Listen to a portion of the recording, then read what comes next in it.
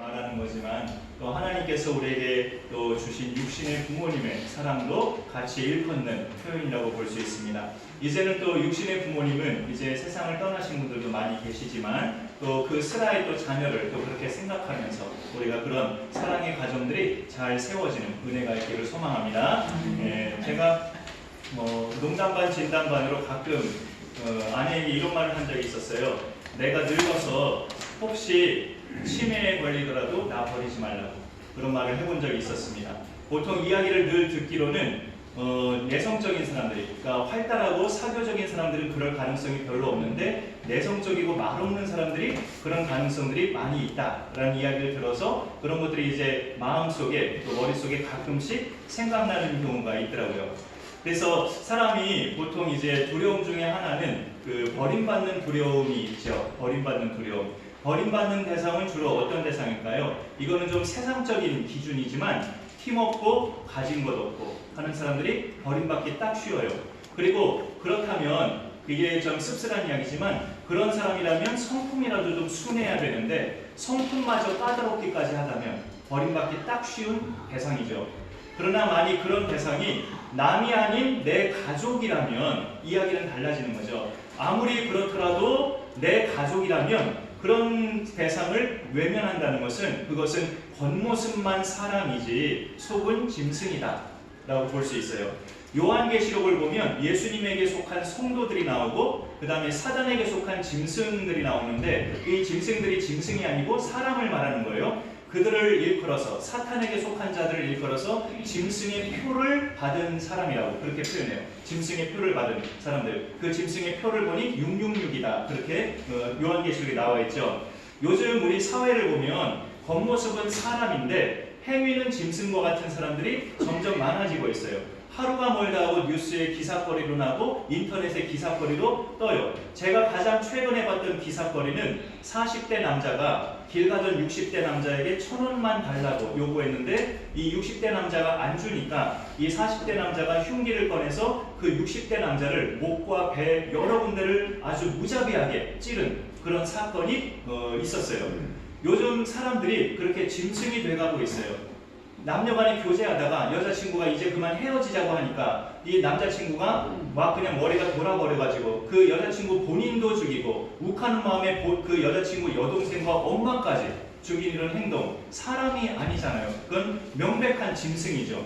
외모는 사람인데 짐승이 되어가는 그런 시대를 우리가 살아가고 있는데 정말 마지막 때로 치닫고 있는 그런 시대죠. 이럴 때 우리가 마음에 어떤 마음을 품어야 되냐 했을 때 하나님 아버지의 마음이죠. 하나님 아버지의 마음. 그 사랑 얼마나 크고 놀랍고 아름다운지 그 사랑을 우리에게 베푸신 하나님 아버지의 마음을 담는다면 우리는 사람다운 삶을 살아갈 수 있습니다. 보통 어버이 주일은 부모님이 들으셔야 될 주제보다는 자녀들이 들어야 할 주제에 말씀에 포커스를 맞추면서 그렇게 드리는 예배로 많이 드려왔어요.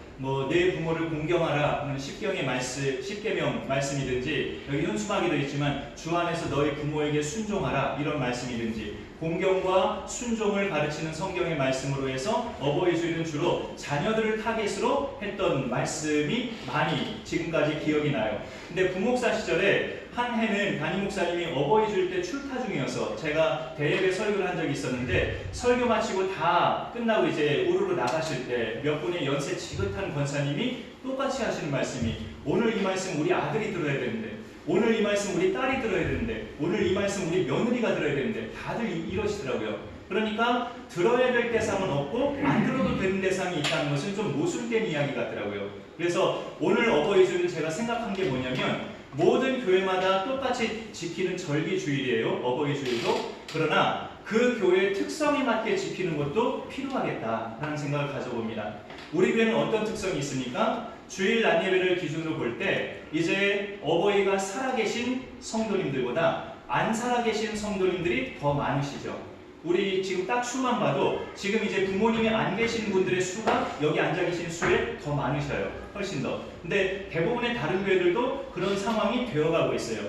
그러면 어버이 주일도 이제 부모님을 공경하십시오, 부모님 말씀에 순종하십시오 이런 말씀으로만 타겟으로 삼고 전하면 부모님 안 계시는 대상들이 다수인데 그럼 나는 누구한테 그럼 적용을 해야 되는가? 이런 막연함이 생길 수 있어요. 그래서 오늘은 이제 가정마다 3대가 있다면, 이제 1대, 2대, 3대, 손주들까지 3대가 있다면 그 중에서 1대에 해당하시는 분들이 교회마다 좀 다수이기 때문에 그분들에게 더 맞는 적용이 될 만한 말씀도 필요하겠다 싶은 생각이 들었습니다.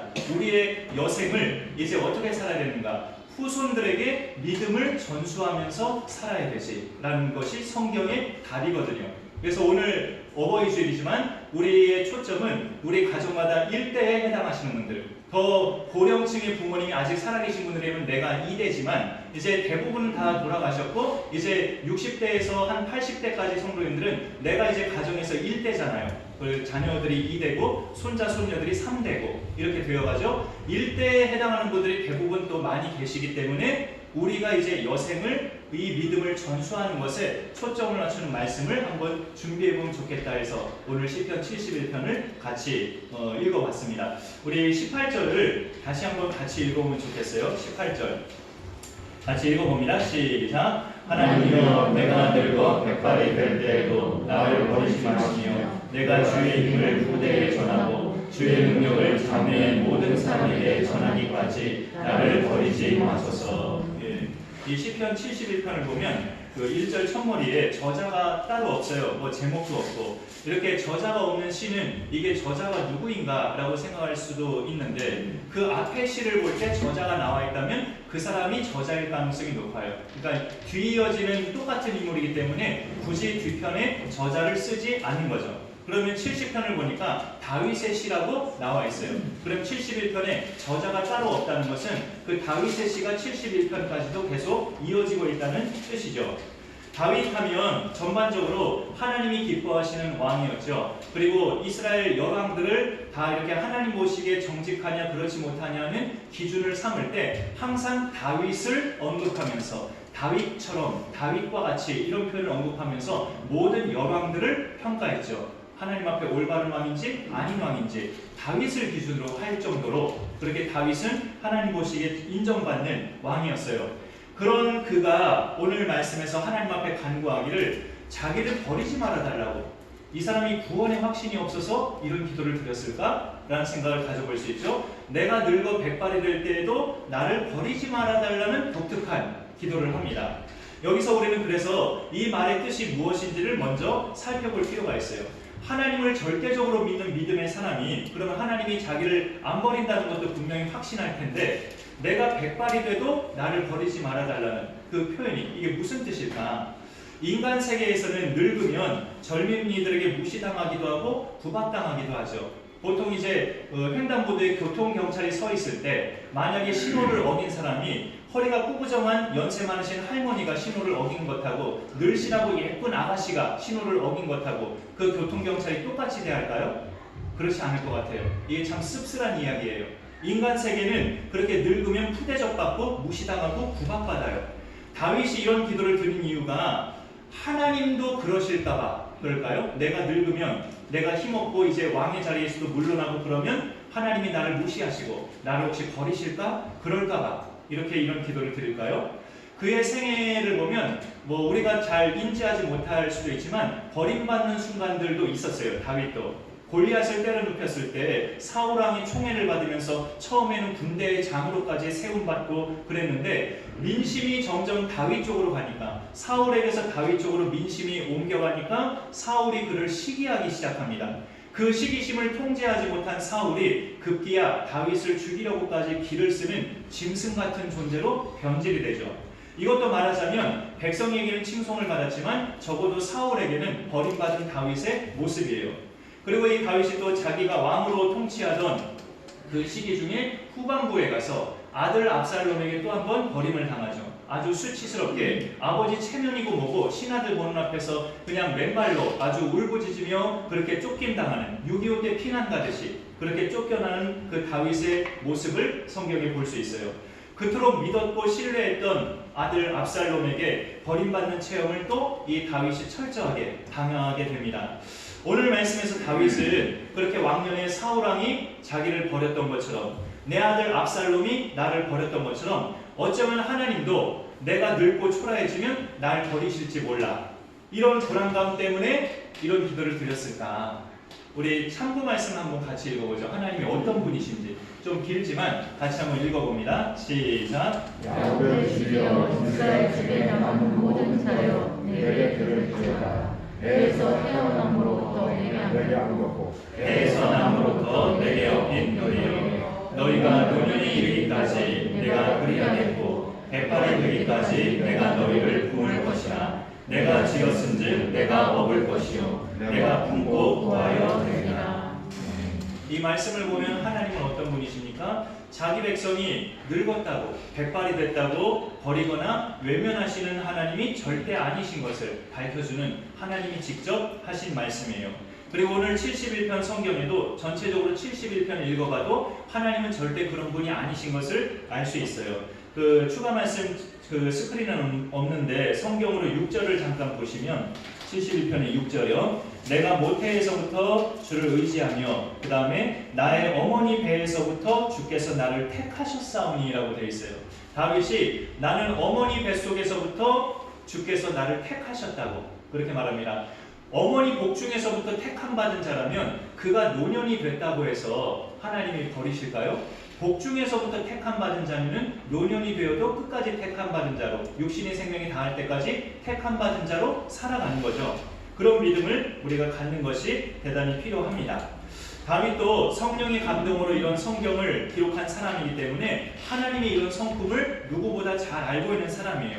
날 복중에서 택하신 하나님, 내가 노년이 돼도 절대 나를 버리지 않으실 하나님이라고 그렇게 확신하고도 남을 믿음의 사람이라고요. 그러면 그가 왜 내가 백발이 돼도 날 버리지 말라는 기도를 왜 굳이 했을까? 이것은 하나님 입장에서라기보다는 자기 입장에서, 인간 입장에서 드리는 기도라고 볼 수 있습니다. 오랜 세월 꾸준하게 하나님 믿고 살아오던 사람들 중에 많지는 않지만 인생의 말년에 이르러서 갑자기 교만에 빠지면서 죄악에 빠지면서 하나님을 떠나는 인생들도 있단 말이죠. 성경을 보면 여러 이스라엘 열왕들 중에 그런 사람들이 많았어요.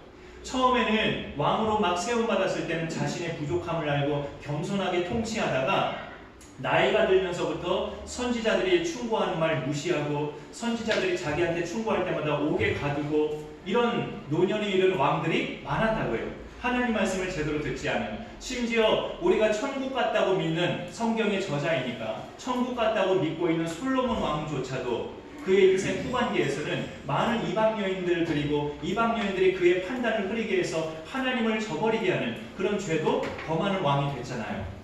다윗도 전적이 있어요. 우리아의 아내 갓세바 빼앗고 그 남편 죽이고 하나님이 원치 않으시는 인구조사도 하고 이런 전적이 있기 때문에 하나님을 못 믿어서가 아니라 자기를 믿을 수가 없어서 그래요.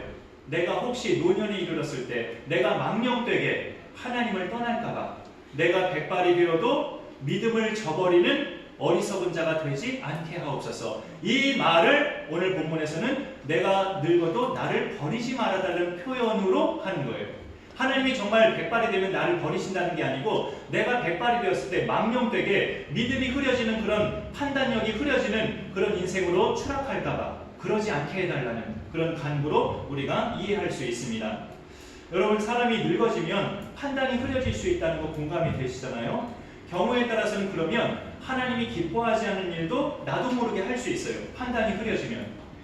이제까지 나는 이런 행위는 우상숭배라고 여겨서 절대 내 평생 동안 용납하지 않았는데 그랬던 내가 지금은 늙었고 이 늙은 나한테 내 자녀손들이 한다는 말이 이런 거는 그냥 아무것도 아닌 예식이에요. 우상숭배 아니니까 너무 고집스럽게 하지 마요. 자꾸 내 자녀손들이 자꾸 나한테 그렇게 말하고 자꾸 나를 설득하려고 할 때 나는 판단이 흐려질 수 있죠. 내가 보기엔 분명히 이런 행위는 우상숭배인데 내 자녀손들은 한다는 소리가 이건 하나의 예식이고 우상숭배 아니니까 그냥 같이 하자고 이렇게 말을 할 때 늙으면 집안의 주도권은 자녀들에게 다 넘어가기 때문에 그들의 주장을 내가 꺾을 수 있는 힘도 없어질 수 있단 말이에요. 이런 경우를 대비해서 우리는 오늘 다윗과 같은 기도를 드릴 필요가 있습니다. 하나님이여, 내가 백발이 되어도 나를 버리지 마소서. 내가 백발이 되어도 내 믿음의 판단이 흐려지지 않게 하옵소서. 이런 기도. 그래야 우리가 신앙의 주도권은 계속 가지고 우리 후손들에게 하나님을 잘 전할 수 있거든요. 그러면서 더 적극적인 간구를 합니다. 다윗이 왜 이런 기도를 드리는지 그 이유를 말해요. 주의 힘과 능력을 후대에 전하기까지 나를 버리지 마소서. 이 다윗이 노년에 이르렀을 때 버림당하지 않게 해달라고 기도하는 이유는 자기가 숨을 거두는 순간까지 후대에 하나님을 전해야 하기 때문에, 그러니 나를 버리지 말아달라고 아주 깊은 목적이 있는 기도를 드리는 거예요. 여기서 이 18절 초반에 있는 건데요. 내가 늙어 백발이 될 때까지 나를 버리지 마시며 내가 주의 힘을 후대에 전하고 주의 능력을 장래의 모든 사람에게 전하기까지 나를 버리지 마소서. 여기 있는 주의 힘은 원문에 보면 팔로 나와 있어요. 주의 팔. 주의 팔을 한글 성경에는 주의 힘이라고 번역을 해버렸어요.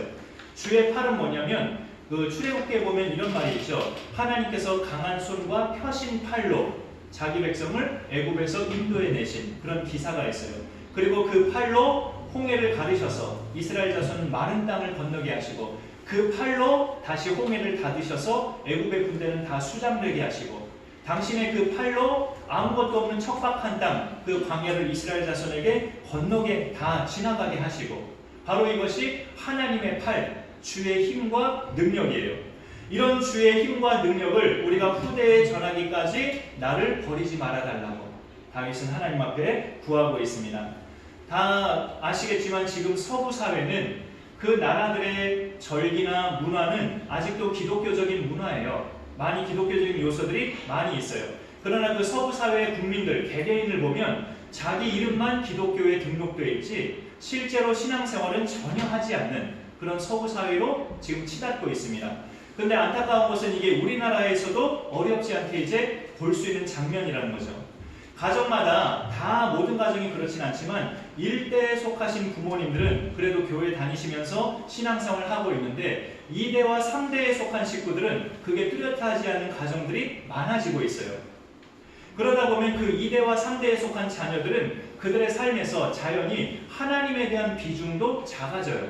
하나님에 대한 비중도 아주 작아지면서 어려운 일을 만났을 때도 하나님을 찾으리란 생각을 못해요. 그리고 좋은 일이 생겼어도 그게 하나님의 은혜라는 생각은 좀처럼 하지를 못해요. 그 상태에서 평생 살아가면 하나님과의 관계는 그야말로 소원해지면서 이 세상이 전부인 양 그렇게 살아가게 되죠. 하나님을 모시고 살지 않으면 하나님이 당연히 안 보이기 때문에 세상만 보이죠. 세상이 커 보여요. 그게 내가 잘 나가고 돈 잘 벌 때는 뭐 맞춰 살 수 있죠. 커 보이는 세상에 맞춰 살면서 살만 나는 세상처럼 그렇게 살아갈 수 있지만 그 세월이 지나서 돈도 못 벌고 늙어지면 세상은 더 이상 나를 대접해주지 않습니다. 나를 쓸모없다고 생각하면 세상은 나를 버리는 게 세상이에요. 회사도 그렇고 다 그렇잖아요. 그러면 내 자신을 볼 때 초라함이 느껴지죠. 비참해지고. 그러나 하나님께로 시선을 돌리면 그런 비참함을 우리가 버릴 수가 있어요. 성경을 보면 세상과 하나님이 각각 어떤 존재인지 비교하는 말씀이 있어요. 하나 더 추가 말씀으로 우리가 읽어보겠습니다. 한 번만 더 읽어주시죠. 시작. 천지는 없어지려니와 주는 영존하시고 무엇들은 다 옷같이 낡으니 의복같이 바꾸시며 바꾸려니와 주는 한결같으시고 주의 연대는 무궁하리이다. 세상은 때가 되면 없어지고 옷같이 낡아지고 또 의복같이 바뀌어진 수없이 변질되고 바뀌어지는 것이 세상이지만 주는 영존하시고 언제나 영원히 존재하신다는 거죠. 그 다음에 한결같으시고 무궁하신 분이 바로 하나님이라고 세상과 하나님을 잘 비교하는 말씀이에요. 하나님이 한결같으시기 때문에 우리가 소망을 세상에 두지 않고 하나님께 두면 늙어도 주의 힘과 능력을 힘입어 전할 수가 있죠. 후대에. 우리 자녀와 후손들이 인생의 허망함을 경험하지 않으려면 내가 살아있는 동안에 이들에게 주의 힘과 능력을 전하는 사명자로 살아야 돼요. 하나님은 이런 분이다. 혹시라도 너희가 하나님을 별 볼 일 없는 존재로 여긴다면 그건 오산이고 교만이다. 너희가 평생 신뢰하고 떠나지 말아야 할 대상은 바로 하나님이다. 육신의 생명이 붙어있는 동안에 우리는 이렇게 후대에 하나님을 전해야 하기 때문에 믿음의 부모는 오늘 말씀과 같은 기도를 올려야 돼요. 내가 늙어 백발이 되어도 나를 버리지 마소서. 노년에 이르러도 내 판단력이 흐려지지 않게 하시고 믿음을 저버리는 어리석은 자가 되지 않도록 내가 백발이 돼도 나를 지켜주옵소서. 이런 기도가 필요하다는 거죠. 우리가 후손에게 하나님을 전할 때 내 속에 있는 뭘 기반으로, 어떤 걸 기반으로 내가 백발이 될 때까지 잘 전할 수 있을까요? 내 속에 뭐가 기반이 있어야 우리가 숨을 거두는 순간까지 하나님을 전할 수 있는데, 그게 뭐냐면 어려서부터 나를 교훈하신 하나님, 그분이 내 안에 있으면 돼요. 어려서부터 나를 교훈하시면서 내가 이때까지 살아온, 나를 그렇게 살아오게 하신 하나님이 내 안에 있으면 그게 기반이 돼서 우리가 하나님을 전할 수 있습니다. 오늘 말씀 17절에 그 표현이 있죠. 하나님이여 나를 어려서부터 교훈하셨으므로 내가 지금까지 주의 기이한 일들을 전하였나이다. 어려서부터 나를 가르치시고 깨우치시고 교훈하신 하나님, 그 하나님이 나에게 힘이 돼서 내가 노년에 이른 지금도 하나님 은혜로 사는 그런 버팀목이 되고 있다는 거죠.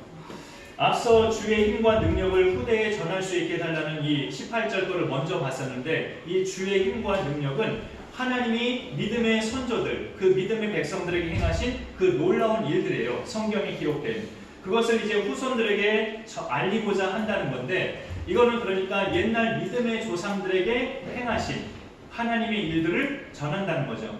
우리도 우리 후손에게 성경이 기록된 하나님을 전할 수 있죠. 얼마든지 전할 수 있어요.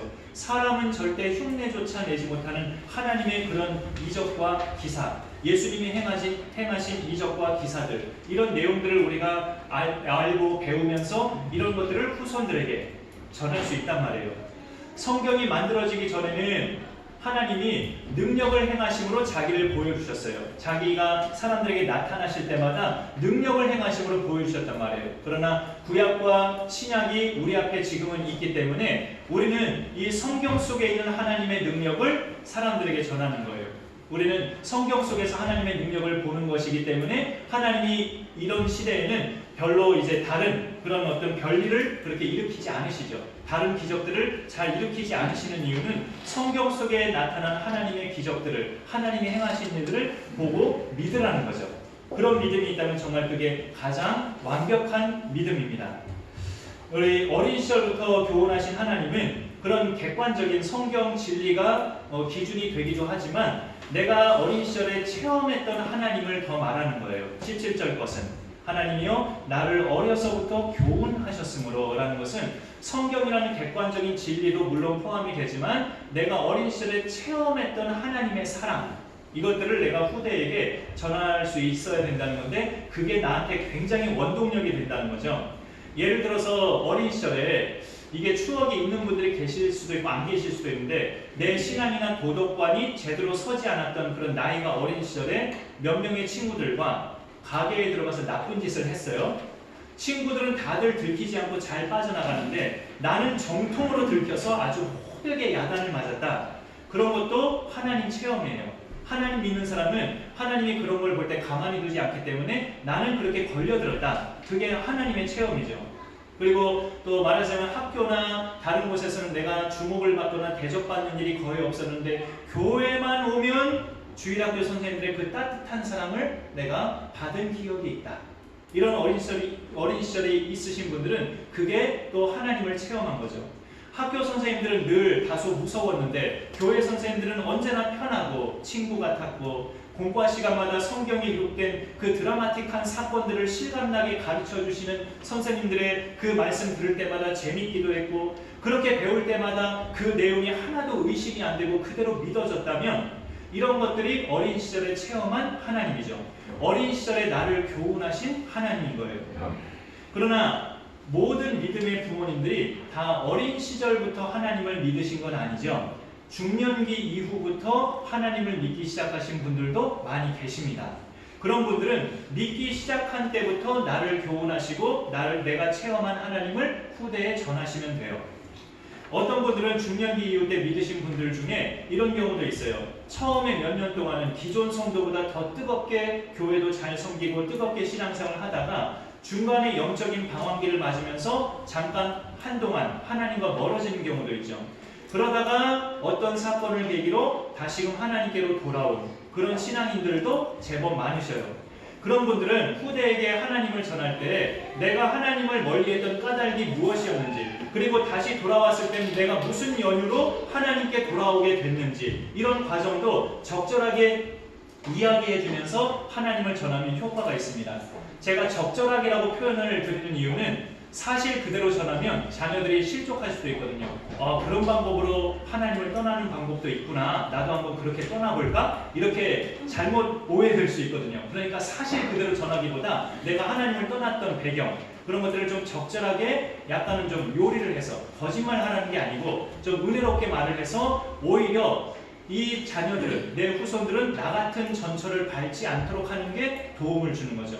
그런 생생한 내 체험을 이야기를 하면서 하나님을 전해주면 우리 후손들은 나 같은 전철을 밟지 않게 할 수 있어요. 그리고 내가 성경대로 신앙생활을 해봤더니, 이게 가장 좋은 거죠. 내가 성경대로 신앙생활을 해봤더니 하나님이 내게 다양한 복을 주셨는데 그 복의 내용도 구체적으로 후손들에게 알려주면 참 좋습니다.